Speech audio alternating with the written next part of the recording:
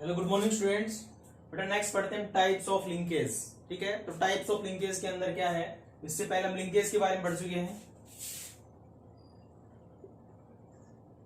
जो लिंकेज है इसको सबसे पहले 1906 के अंदर दो साइंटिस्ट थे, बैटसन एंड प्यूरिट।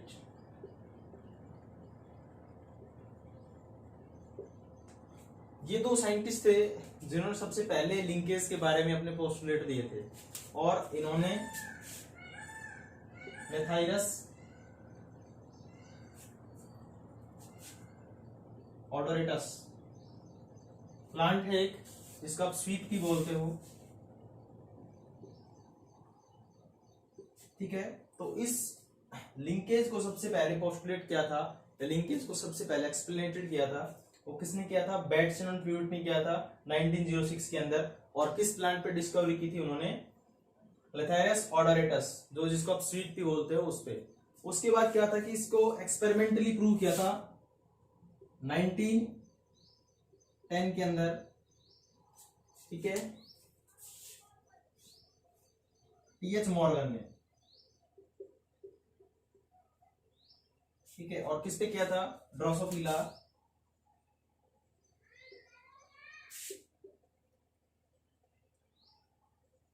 मेलानोगास्टर। ठीक है, ड्रोसोफिला जो फ्रूट फ्लाई है उस पे इसने एक्सपेरिमेंटली प्रूव किया था। तो इन्होंने जो बैटसन और जो प्यूरिट थे, इन्होंने 1906 के अंदर सबसे पहले लिंकेज के बारे में बताया था, और उसने जो अपना प्लांट चूज किया था वो था स्वीट पी लेथाइरस ऑडोरेटस। ठीक है, जिसका बॉटनिकल नेम है। उसके बाद 1910 के अंदर 1910 के अंदर टीएच मॉर्गन एक साइंटिस्ट था जिसने एक्सपेरिमेंटली प्रूव किया था कि लिंकेज क्या होता है ड्रोसोफिला मेलानोगास्टर पे। तो टाइप ऑफ लिंकेज की जब हम बात करते हैं तो दो टाइप के लिंकेज होते हैं। एक तो होता है कंप्लीट लिंकेज,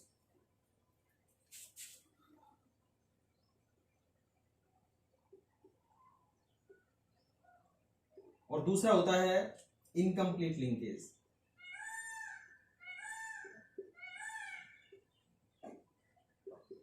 ठीक है, तो कंप्लीट लिंकेज जो है उसके अंदर क्या होता है कि हमारे पास कोई भी क्रोमोसोम है और इस पे दो जीन प्रेजेंट है, ए और बी। ठीक है, तो ये क्या है? क्लोजली लिंक जीन है।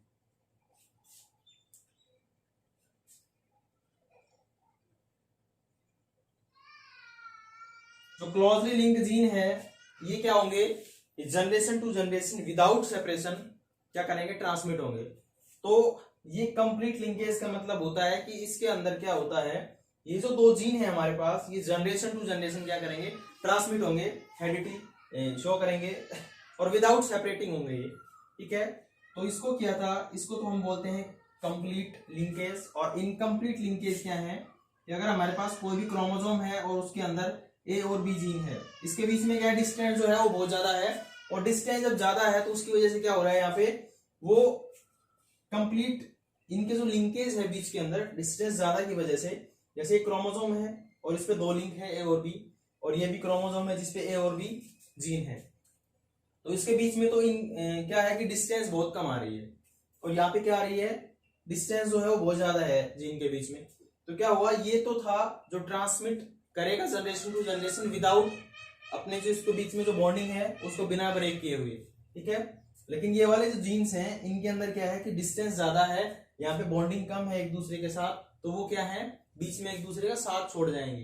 ठीक है, तो इस टाइप की जो लिंकेज होती है उसको हम बोलते हैं इनकम्प्लीट लिंकेज, जिसको हम एक्सपेरिमेंटली प्रूव करेंगे अभी। ठीक है, तो मॉर्गन जो था उसने ड्रोसोफिला मेलानोगास्टर जो है उस पे उसने एक्सपेरिमेंटली सेटअप किया था लिंकेज पे। ठीक है, तो वो हम करेंगे और उसी के अंदर शो करेंगे। अब दूसरा एक बात और आती है कि जो कंप्लीट लिंकेज होता है उसके अंदर रिकॉम्बिनेंट कम बनते हैं, जबकि जो इनकम्प्लीट लिंकेज होती है उसके अंदर क्या है? रिकॉम्बिनेंट जो आते हैं हमारे पास वो बहुत ज्यादा आते हैं as compare to complete linkage. ठीक है, तो नेक्स्ट हम करने वाले हैं कि एक्सपेरिमेंटल प्रूफ टीएस मॉर्गन का जो डाई हाइब्रिड क्रॉस कराएंगे। ठीक है, तो वो हम देखते हैं इसके अंदर।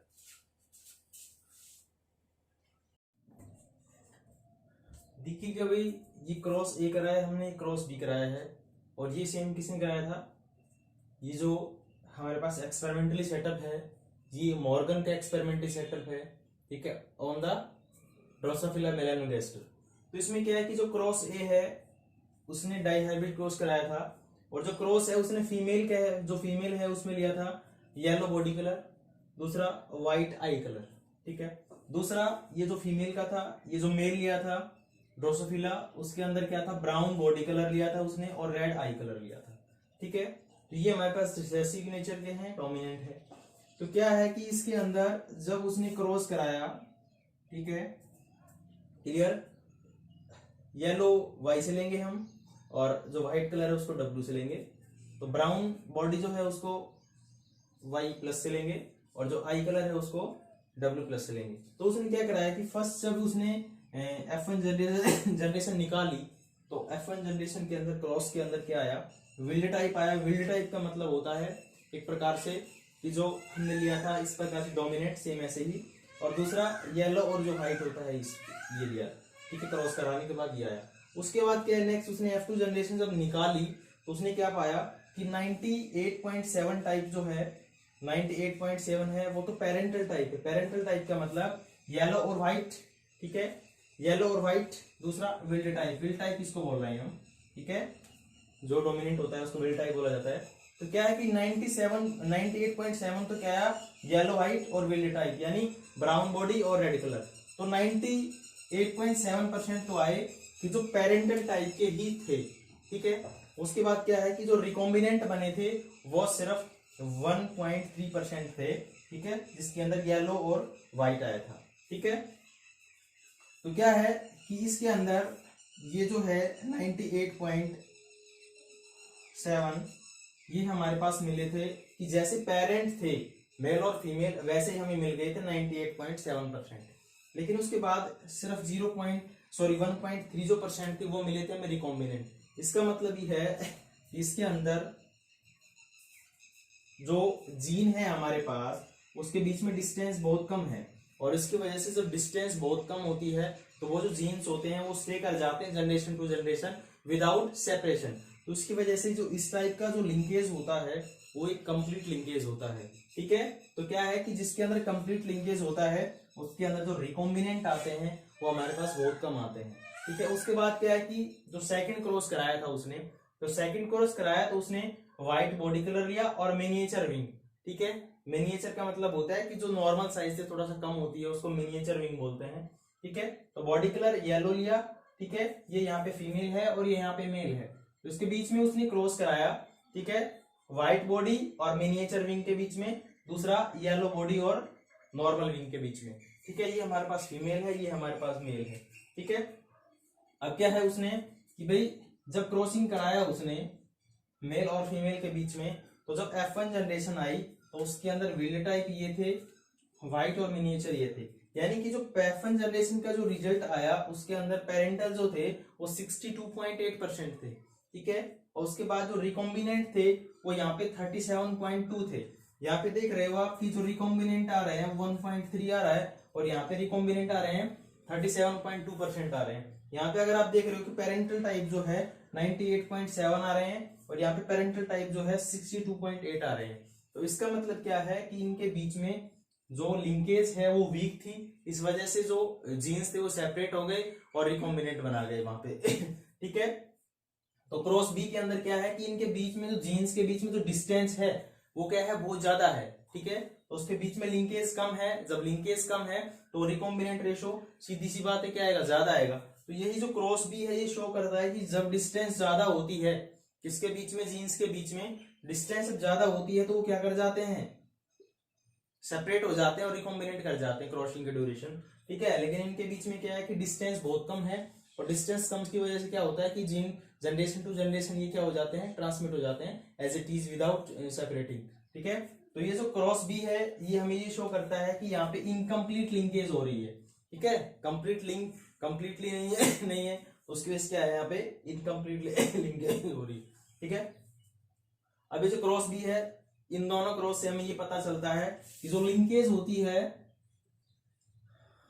वो लिंकेज जो होती है वो इनवर्सली प्रोपोर्शनल होती है डिस्टेंस के, डिस्टेंस बिटवीन जीन्स, ठीक है। तो लिंकेज का मतलब क्या है कि इनके बीच में जो लिंकेज हो रही है, अगर लिंकेज ज्यादा होगी तो सीधी सी बात है कि डिस्टेंस जो होती है वो कम होगी उनके बीच में। अगर डिस्टेंस ज्यादा है तो लिंकेज क्या होगा, कम होगा। तो ये जो इस टाइप का जो शो कर रहा है, ये कर रहा है कंप्लीट लिंकेज, और इस टाइप का जो शो कर रहा है वो इनकम्प्लीट लिंकेज। यहाँ पे रिकॉम्बिनेंट कम बन रहे हैं, यहाँ पे रिकॉम्बिनेंट ज्यादा बन रहे हैं, यहाँ पे पेरेंटल टाइप बहुत ज्यादा आ रहे हैं, पेरेंटल टाइप कम आ रहे हैं। ठीक है। और जनरेशन टू जनरेशन जाएंगे तो पेरेंटल तो और भी कम होते जाएंगे, रिकॉम्बिनेंट तो और कम और ज्यादा बढ़ते जाएंगे। ठीक है। तो ये होता है ये था जो ड्रोसोफिला था उसके अंदर एक्सपेरिमेंटली सेटअप जो मॉर्गन ने किया था। इसके बाद इसके अंदर नेक्स्ट जो टॉपिक आता है वो आता है लिंकेज ग्रुप।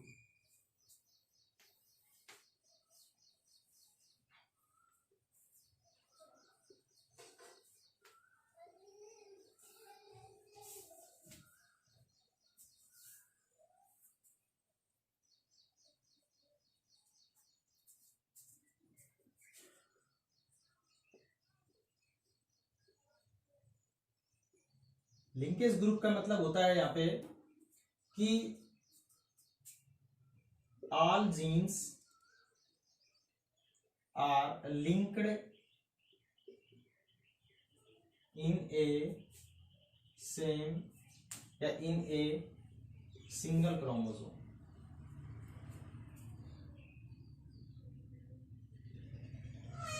ये मतलब हमारे पास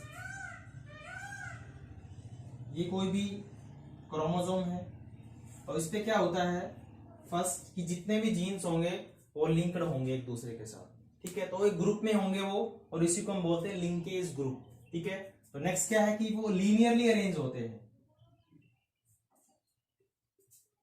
लीनियर मैनर के अंदर अरेंज होते हैं। ठीक है।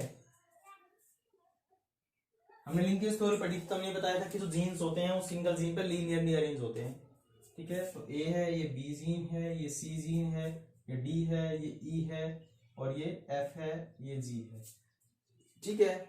तो A B C D E F G ये हमारे पास क्या है, जीन है जो क्रोमोसोम पे लिंक्ड है एक दूसरे के साथ। ठीक है। तो इसको हम बोलते हैं लिंकेज ग्रुप। अगर हम किसी भी क्रोमोसोम का कोई भी ऑर्गेनिज्म है उसके अंदर अगर हम क्या करें, लिंकेज ग्रुप को जाने कि उसके अंदर कितने लिंकेज ग्रुप हैं, तो उसके अंदर क्या आता है, लिंकेज ग्रुप जो होगा वो लिंकेज ग्रुप हमेशा इक्वल होगा नंबर ऑफ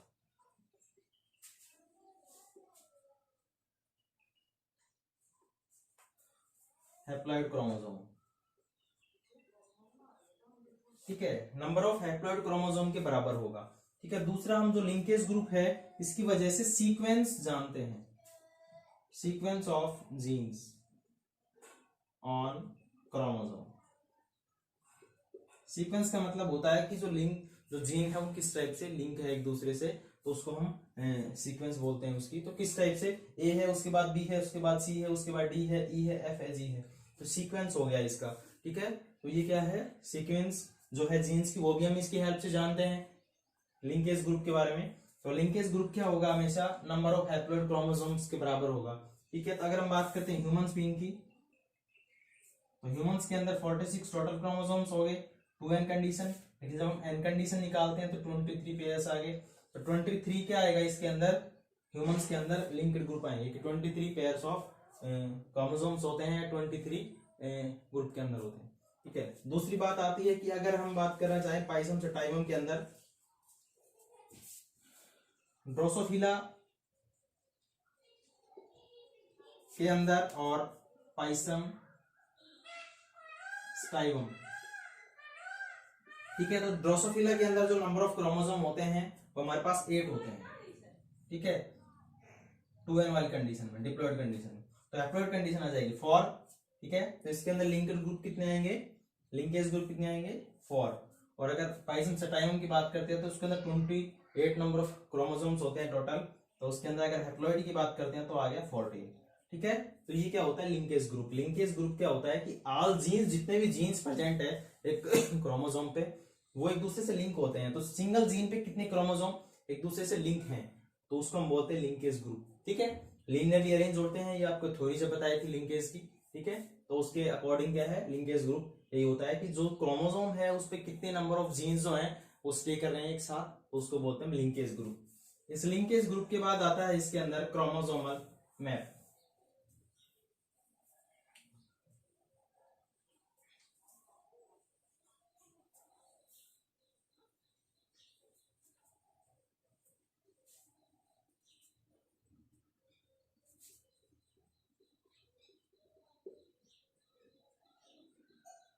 क्रोमोसोमल मैप या फिर जीन मैप भी बोल सकते हैं इसको।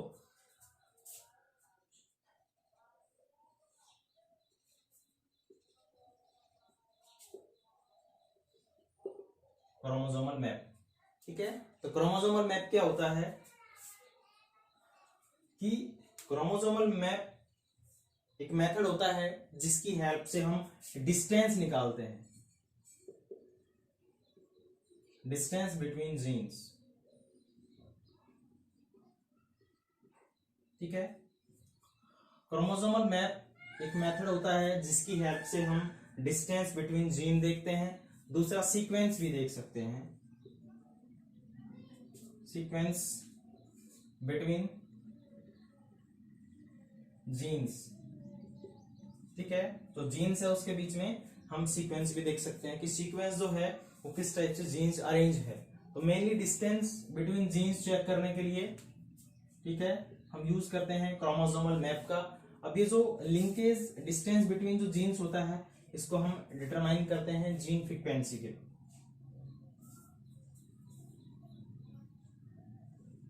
जीन फ्रीक्वेंसी या फिर क्रोमोसोम फ्रीक्वेंसी बोल सकते हो आप, ठीक है। और इसको बोला जाता है दूसरा रिकॉम्बिनेंट फ्रीक्वेंसी, ठीक है। तो क्या होता है कि जो डिस्टेंस बिटवीन जीन्स होती है उसको हम डिटरमाइन करते हैं in the form of recombinant frequency, ठीक है। तो रिकॉम्बिनेंट फ्रीक्वेंसी जो होती है उसका मतलब होता है नंबर ऑफ रिकॉम्बिनेंट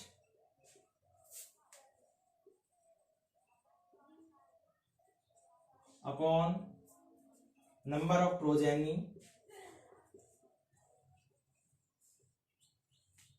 इंटू 100।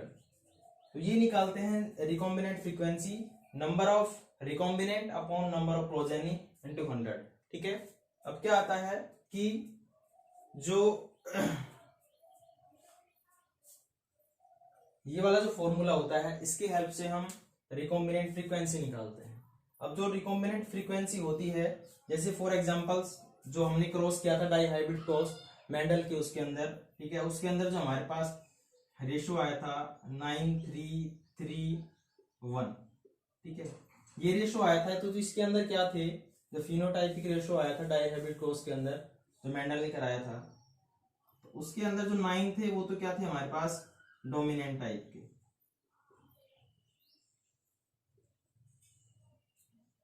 ये 1 था ये रेसेसिव टाइप था, और हमारे पास ये जो आए थे 6 ये आए थे रिकॉम्बिनेंट।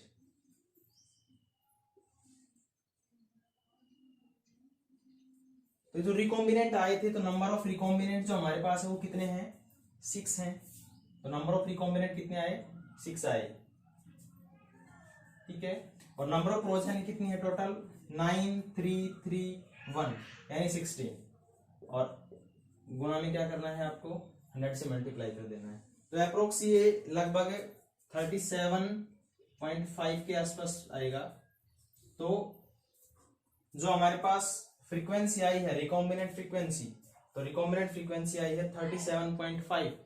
अब इसकी 37.5 आई है उसको हम क्या करते हैं यूनिट की फॉर्म में लिखते हैं। तो जो यूनिट होती है